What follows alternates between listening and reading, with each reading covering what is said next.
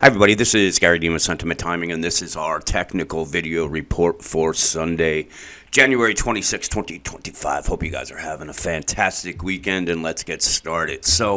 I was really kind of on the side where I thought we could grind a little bit higher, but what I've been saying is that the bearish divergences here are, giving us a warning sign that it's kind of running out of steam up here. Now we could still head higher, but it's probably going to come back down and fulfill these sell signals on here. But you can see this is what happened at the last 15 minutes of trading on Thursday.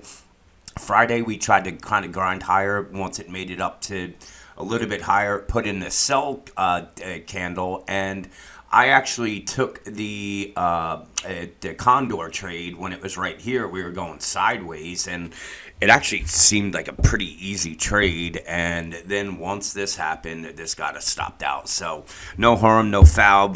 Just didn't make any money on that one. So a little frustrating the past couple days for the fund, but overall, still doing pretty good with it. So anyway, so we came up here. You can see the S&P, the bulls put in a new all-time high, came back down, and then from there, it seems pretty structured overall.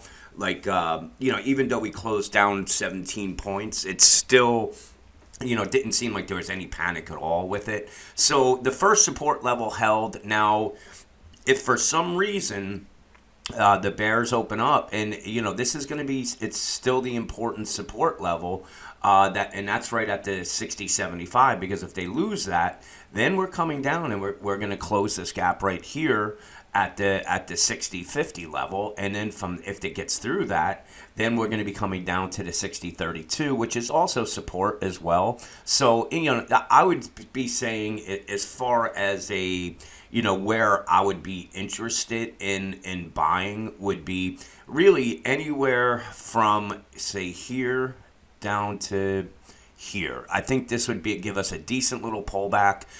It will fulfill the sell signals that we're generating on the 60-minute chart, and it will be about a little bit over 100-point drop. So this would make sense if we came down and did this, but right now, we have to just wait. We have to see if the bears can break this support. If they can, then I believe we'll start to see momentum pick up on the downside, and then from there we'll start testing some of these support levels. Now, one of the reasons that I'm just very cautious with the market are just the number of gaps that we left behind.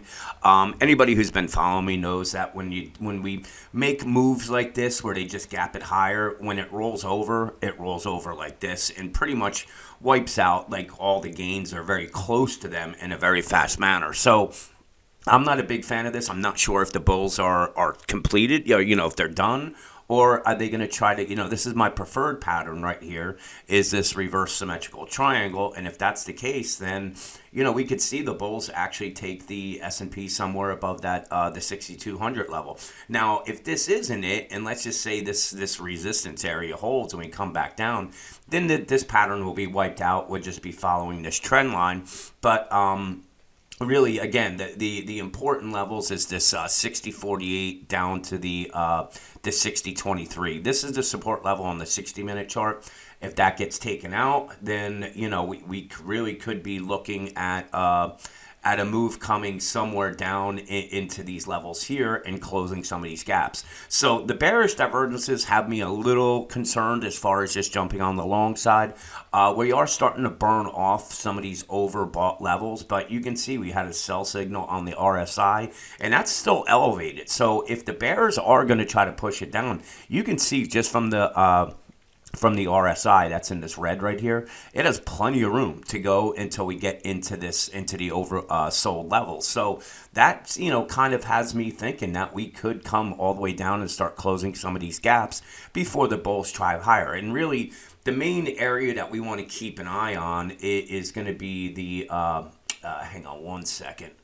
Okay, sorry about that. So really what we want to do is we want to keep an eye on some of the fib support levels. So if we just kind of take it up here and put it up here, let me take some of these other things off. Hang on one second. So basically, really, what we'd be looking at is, a move at a bare minimum to come down to the 60-40. That would just be a 23% retracement. And you can see this is, the support right here where we came up. So in between the 60.46 and the 59.93, it's also, like I said, it's support right here. If it's going to come down to the 38% retracement, which I think would be healthy, then we're looking at a test of the 6,000. And I'm not ruling that out, but you can see it really does just kind of look like a very structured, let's say, decline that we saw.